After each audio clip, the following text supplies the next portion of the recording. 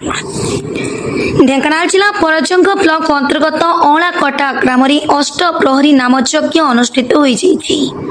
शुक्रवार दिन संध्यारे भक्त माने कलश धरी ग्रामर डिंबिरी बंध पोखरी तुठरे पहुंची यथा विधि पूजा अर्चना सह कुंभ जल पूर्ण करी शंख घंट नाम कीर्तन रे पटुआरे आसी राधा कृष्ण जुगल मूर्ति स्थापित मंडप रे कलश स्थापन करने सह प्रभुंक 16 उपचार रे पूजा अर्चना करा जायतिला। शनिवार प्रत्युषरु नाम संकीर्तन आरंभ सह अखंड दीप प्रज्वलन करा जायतिला। अलाकटा ग्राम 38 टी संकीर्तन मंडली पहुंची ग्राम परिक्रमा करिथांती।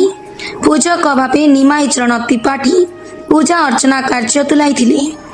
पूजारे कर्ता भावे विश्वनाथ साहू बसिथिले।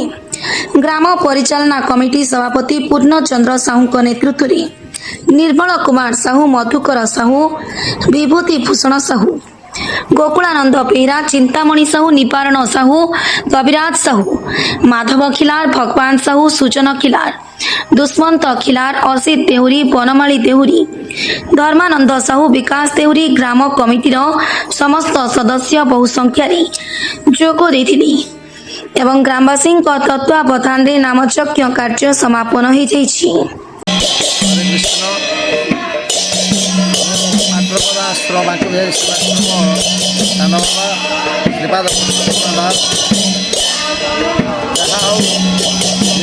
धन्यवाद देवी प्रत्येक गाँ गहली की जाई ये जो नाम प्रचार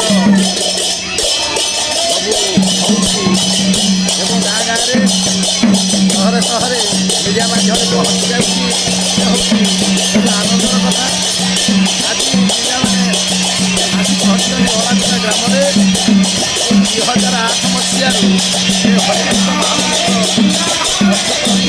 हरिकृष्ण प्रथमे आरंभ है बहुत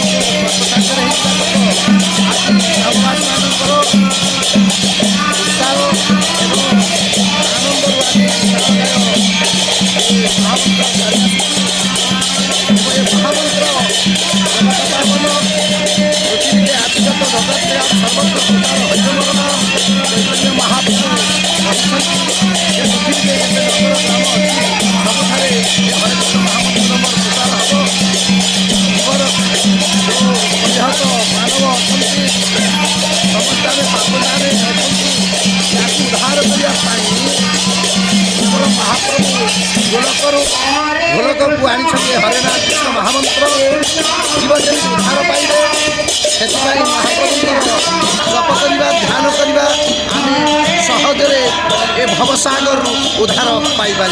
हरे कृष्ण हरे कृष्ण। ढेंकानाल जिला परजंग ब्लॉक गोकुलानंद बेहरा रिपोर्ट प्रतीक्षा न्यूज।